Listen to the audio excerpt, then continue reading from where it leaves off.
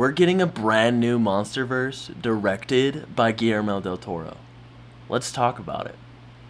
Let's start all the way back at the beginning. Back in 2017, Universal tried to start up their Dark Universe, which would consist of all of their classic monsters like the Mummy, the Invisible Man, Frankenstein, Creature from the Black Lagoon, etc. And it didn't really pan out. So they started off with Tom Cruise's The Mummy, which if you saw that movie, first of all, I'm sorry. Second of all, you understand why it's a good thing the Dark Universe didn't move forward, because God, that was egregiously bad. Anyway, the Dark Universe was originally planned to have Del Toro at the helm, so he was going to be the one directing or producing these classic monsters. So we would have had a Mummy movie either directed or produced by Del Toro himself, which honestly would have been really exciting, but we kind of had this weird universe split because also in 2017, alongside the Tom Cruise Mummy movie, we got one of Del Toro's best movies released. That is The Shape of Water.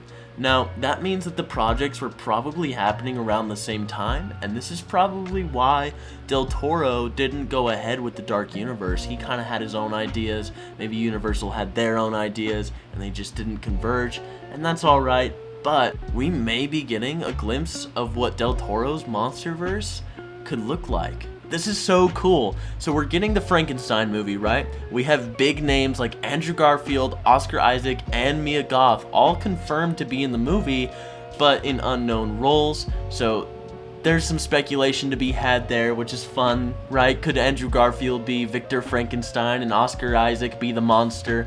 Who knows? But anyway, the producer has confirmed that this is Del Toro's second installment in his monster universe, which is crazy.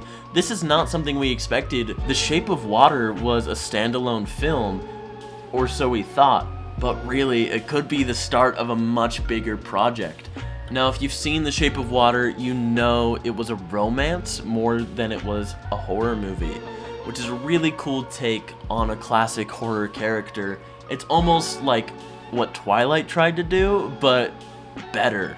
Like, way better. It's almost insulting to compare the two, but does this mean that we're gonna get a Frankenstein romance?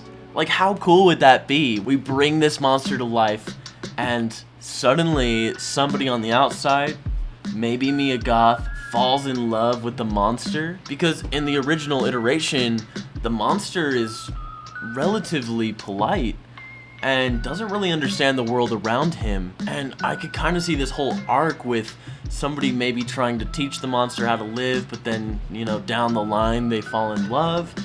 Something really interesting like that. I don't know, but I trust Del Toro with whatever direction he takes it. Although I would love to see an entire lineup of the classic monsters, but all told in a romantic style. And if you're sitting there saying, oh, but we already had The Bride of Frankenstein, wasn't that a romance?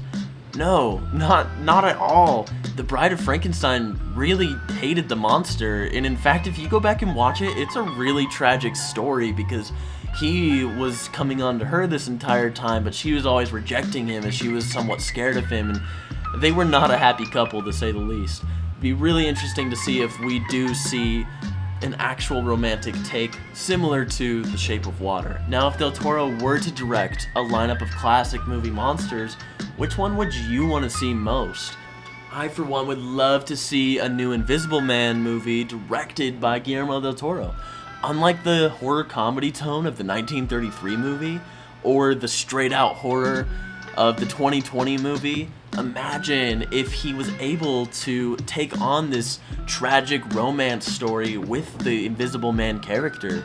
It could go something along the lines of the woman who is in love with him can't confess her love for him without people around her thinking that she's absolutely crazy because he has to hide himself, essentially.